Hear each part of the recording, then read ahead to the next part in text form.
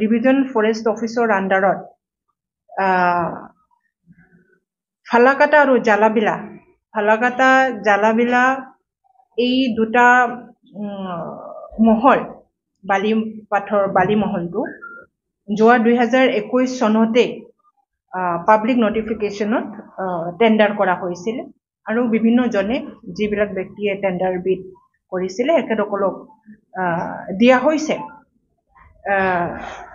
তাৰে ভিতৰত এই মনোজ নাৰ্জাৰী নামৰ বিশেষ পাৰ্চন চিৰাঙৰ পৰা আহি এই ফালাকাটা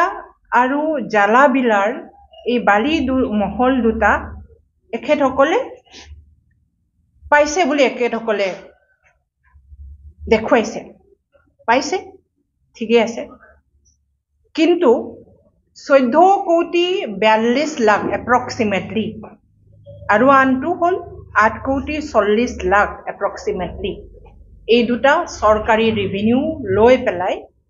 ফৰেষ্ট ডিঅফই সেটেলমেন্ট দিব লাগিছিলে যেহেতু টেণ্ডাৰটো পাইছে সেটেলমেন্ট দিব লাগে চৰকাৰে ৰেভিনিউ পাব লাগে আৰু সেই ৰেভিনিউ দি আমাৰ পৰ্বতজৰা অঞ্চল তথা সামগ্ৰিক বিটিসি অঞ্চলৰ ৰাইজৰ কাৰণে উন্নয়নমূলক কাম হয় ইউজুৱেলি এনেকুৱা ৰেভিনিউৰ পৰা কিন্তু আনফৰ্চুনেটলি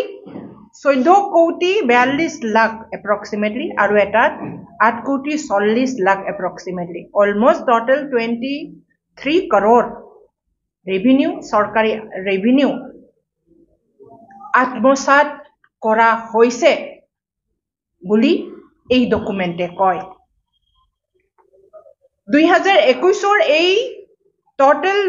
2023-21 মনোজ নাৰ্জাৰীৰ নামত আবণ্টিত হোৱা এই টেণ্ডাৰৰ সেটেলমেন্ট ভ্যালু 23 crore টকাটো চৰকাৰী ৰেভিনিউ জমা নকৰাকে এখেতসকলক সেটেলমেন্ট নিদিয়াকে that means চৰকাৰী ৰেভিনিউ আত্মসাৎ কৰাৰ এটা বৃহত্তৰ ষড়যন্ত্ৰ ইয়াত লুকাই আছে এইটো লুকাই পেলাই এখেতসকলে বিনা ৰেভিনিউ কালেকশন কৰি এখেতসকলক পাৰমিট দিছে পেৰেঙ্গা ৰঞ্জিত বসুমতাৰীৰ নেতৃত্বত মনোজ নাৰ্জাৰীকে আকৌ পাৰমিট দিছে কেইবা হাজাৰ কেইবা লাখ ডিঅফও আৰু ৰঞ্জিত বসুমতাৰী আৰু ডিঅফই পৰ্বতজৰাৰ ডিঅফই একেলগে ষড়যন্ত্ৰ কৰি পেলাই 23 crore টকা চৰকাৰী ৰেভিনিউ আত্মসাৎ কৰি পেলাই কিছুমান টকাত এখেতসকলে সেটেলমেন্ট মনোজ নাৰ্জাৰীক সেটেলমেন্ট দিছে গতিকে চৰকাৰৰ বৃহত্তৰ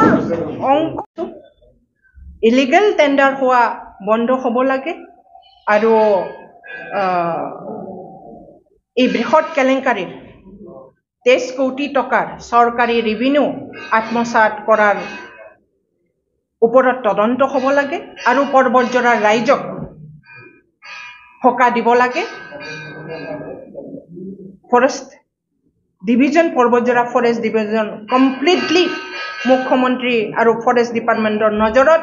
এই তদন্তটো হ'ব লাগে তাকে মই মুখ্যমন্ত্ৰী ফৰেষ্ট মিনিষ্ট্ৰীক অসমক মই অনুৰোধ জনাইছো